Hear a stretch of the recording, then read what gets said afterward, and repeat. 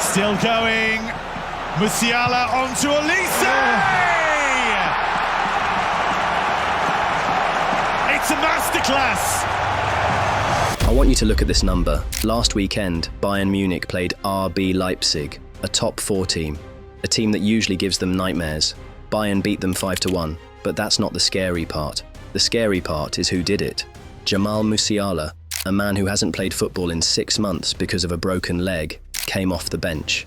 69 seconds later, he assisted a goal. Real Madrid is fighting a civil war. Manchester City is rebuilding. But Bayern Munich, they have quietly built the most terrifying machine in football history. They have scored 71 goals, and it is only January. The Boogeyman is back, and today we are going to find out why nobody in Europe can stop them. For a few years, Europe stopped fearing Bayern Munich. They were good, yes, but they weren't scary, they were chaotic. You could hurt them on the counter-attack, you could unsettle them with drama. But in the 2025-26 season, the Bavarian Boogeyman has returned. This isn't the chaotic Bayern of Thomas Tuchel, and it isn't even the risky Bayern from Vincent Kompany's first 6 months. This is something else. This is a team that doesn't just beat you, they process you, they suffocate you. If you look at the Bundesliga table, it's a joke. If you look at their Champions League stats, it's a warning. To understand this dominance, we have to look at the shape. In his first season, Kompany's Bayern was a 4-2-4 shootout machine. They would win 5-3 or 4-2. It was fun, but it wasn't sustainable. This season, the shape has matured. It is a 2-3-5 in possession, but the key is the spacing. Notice the fullbacks. Last year, Alphonso Davies was overlapping constantly, leaving the centre-backs exposed. Davies and Kimmich often invert together, creating a box midfield that suffocates counter-attacks before they start. They don't just keep the ball, they keep the territory. They play the entire game in the opponent's 40-metre line. It is claustrophobic to play against them. But the real genius of the 2026 system is the fullback revolution. Now, Kompany doesn't use traditional fullbacks anymore. He uses specialists. On the left, we have Hiroki Ito. He isn't asked to overlap, he is asked to lock down the wing. He acts as a third centre-back in possession, suffocating the opponent's best winger. On the right, Josip Stanisic does the same, pure defensive reliability. But the wild card, Tom Bischoff. When Bischoff plays as an inverted fullback, the system breaks the opponent's brain. He isn't a defender, he is a number 10 playing at left back. He drifts inside next to the pivot, overloading the midfield and creating passing angles that no traditional defender could see. It is the Zinchenko role on steroids. With the squad set, Vincent Kompany went to work on the system. The biggest lie about Kompany was that he was naive. People saw his high line and thought, we can counter-attack this. But 18 months later, that high line has become a prison. What happens when they lose the ball? The answer in 2026 is they don't let you pass it forward. Bayern plays a 2-3-5 in possession, but the secret is the rest defence. Dayot Upamecano and Kim Min-jae are basically playing at the halfway line, but Tah has the recovery pace and the physical dominance to bully strikers 1 versus 1. He doesn't just defend space, he eliminates it. They don't run backward, they run forward. They suffocate counter-attacks before they even start. How Vincent Kompany would manage 3 elite centre-backs for 2 positions. Usually, rotation is about rest. For Kompany, it is about opposition analysis. He doesn't have a fixed first-choice pairing. He rotates based on the specific tactical profile of the opponent. Against possession teams like Leipzig, he uses aggressive ball winners. Against counter-attacking teams, he uses recovery speed. Here is the breakdown of the 3 distinct roles in the backline. First, the aggressor, Dayot Upamecano. His role is to break the defensive line and step into midfield. Against teams that play through the centre, Upamecano is instructed to man-mark the opposing striker, or number 10 tightly. He acts almost as a defensive midfielder in the transition phase. Because he has cover behind him, he can gamble on interceptions. The data shows he has the highest number of ball recoveries in the opposition half. His job is to kill the transition before it starts. Next, the organiser, Jonathan Tah. His primary function is maintaining the defensive structure. With Bayern playing an extremely high line, the offside trap is critical. Tah controls the line height. He communicates when to step up and when to drop off. He provides the stability. While Upamecano steps out to challenge, Tar holds the position to ensure there is no gap in the centre. He is selected for high-pressure games where organisation is more important than raw speed. Finally, the cover, Kim Min-jae. His profile is defined by recovery speed. Early in the season, he was rotated, but against teams with fast wingers like Mbappe or Vinicius Jr., he is essential. When the high line was beaten, Kim was the only defender capable of catching the attacker in a large space. His role is to defend the wide channels 1 versus 1. When the fullbacks invert into midfield, Kim drifts wide to cover the space. This gives Bayern a tactical advantage in their rest defense, the shape while attacking. Most teams are rigid, Bayern adapts. Versus low blocks, Upamecano starts to win the ball back high. Versus fast counter-attacks, Kim Min-jae starts to cover the space behind. Versus complex attacks, Jonathan Tah starts to organise the shape. It is not about who is better, it is about which profile fits the game plan. The wall, Tah and Kim, Upamecano stand on the halfway line. The mechanic, they are strictly forbidden from dropping back. If the opponent clears the ball, they must win the aerial duel or the sprint. Why it works? Because Kompany rotates them, they are always physically fresh. You never face a tired Kim Min-jae or a slow Upamecano. You face a monster who is ready to sprint. Kompany doesn't view them as starters versus bench. He views them as tools. Need to fight? Upamecano. Need to run? Kim Min-jae. Need to control? Jonathan Tah. This is the 6-second trap, the Kompany cage. Bayern's passes per defensive action is 8.4, the lowest in Europe. When they lose the ball, they don't retreat, they swarm. Alexander Pavlovich and Konrad Laimer have become the best counter-pressers in the world. They hunt in packs.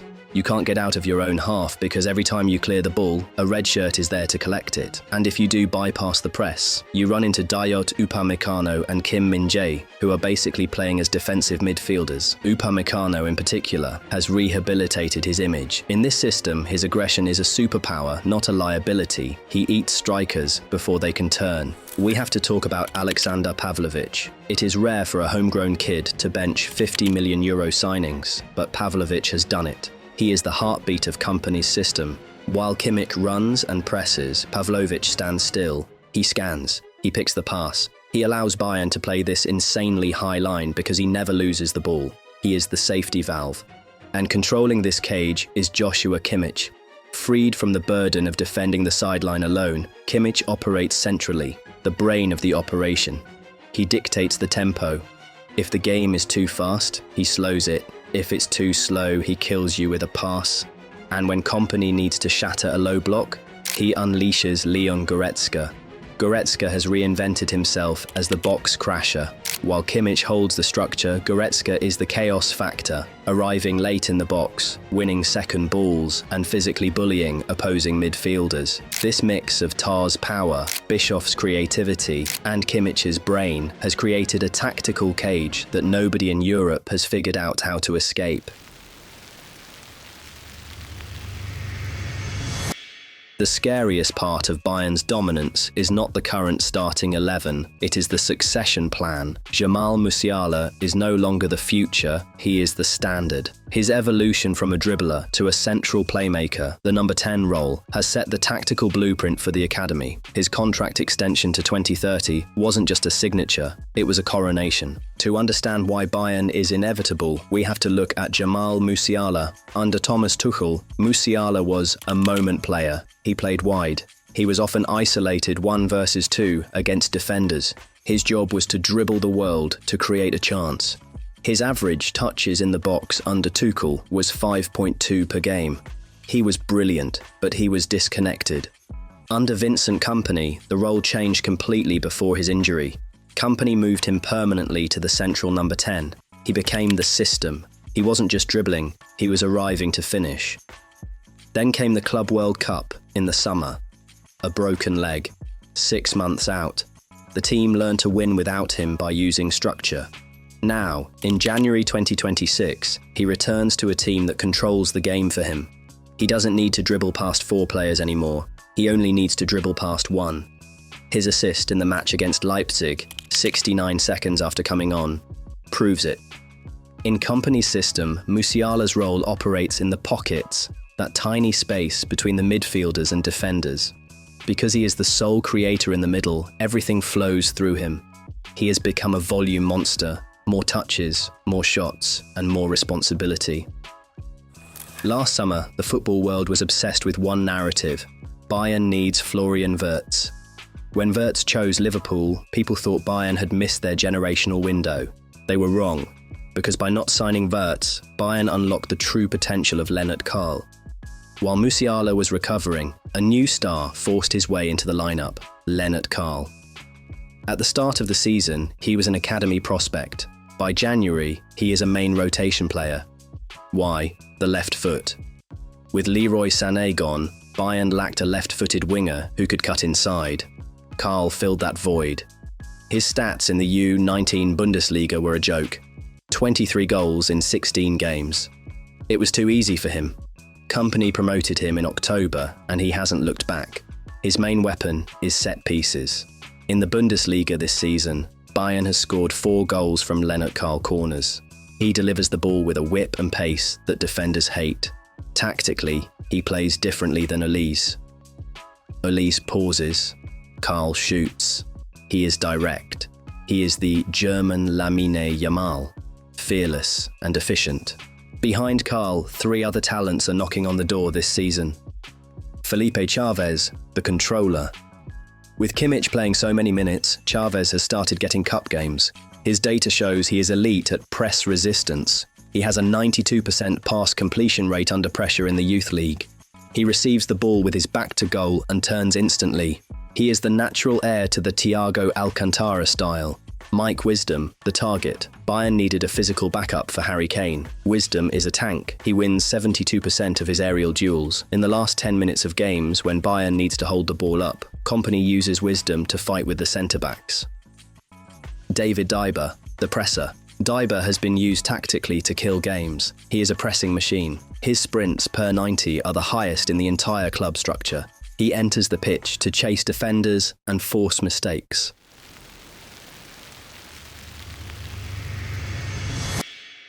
To understand this dominance, we have to go back to July 2025. Last summer, the critics said Bayern was in trouble. Thomas Müller left. Kingsley Coman went to Saudi Arabia. Leroy Sané moved to Galatasaray. That is 300 goals and 15 years of history walking out the door.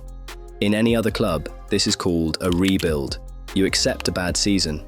You lower expectations. The narrative was set. Bayern is in transition. They will be vulnerable.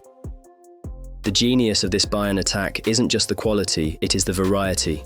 Vincent Kompany has built a Swiss Army knife. He has 5 attackers who play the game in completely different ways. He doesn't just rotate players, he rotates problems. Depending on who plays, the opponent has to defend a completely different sport. Everything starts with Harry Kane. In the 2025-26 season, he isn't playing as a traditional number 9, he is the quarterback. Because he has speed on the wings with Diaz and Olise, Kane drops deep into midfield. He drags the centre-backs out of position, creating the artificial space behind them. With 21 goals and 10 assists already this season, he is the only player in the world who can captain the play and finish it. He is the system. But that narrative was a trap. Bayern doesn't rebuild, they reload. They took the Coman money and signed Luis Diaz from Liverpool for 70 million euros. And Diaz isn't a replacement, he's an upgrade in intensity. He doesn't ask for the ball to feet.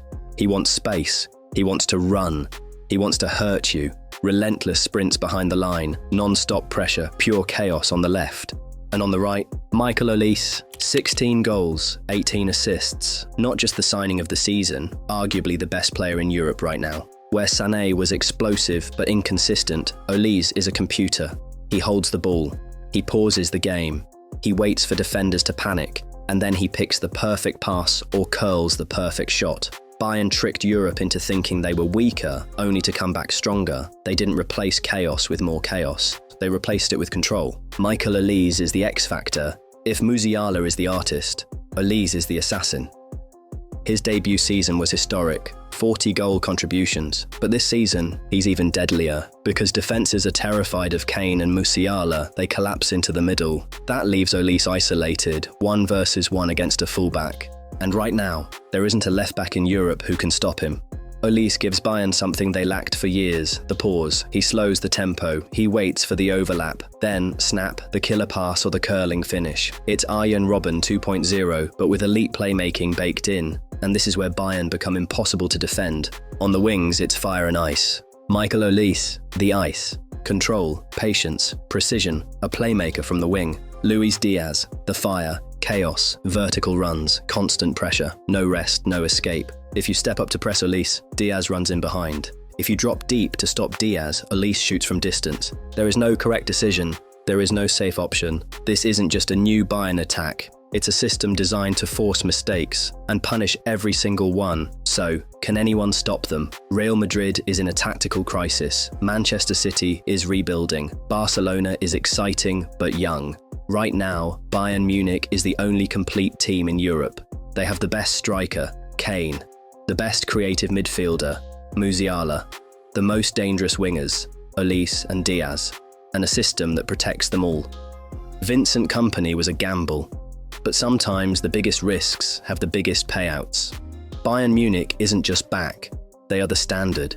Do you think this is the year Harry Kane finally lifts the Champions League? Or will the High Line eventually be punished by a team like Mbappe's Real Madrid? Let me know in the comments. So this is where we are, January 2026. And Bayern Munich already look inevitable.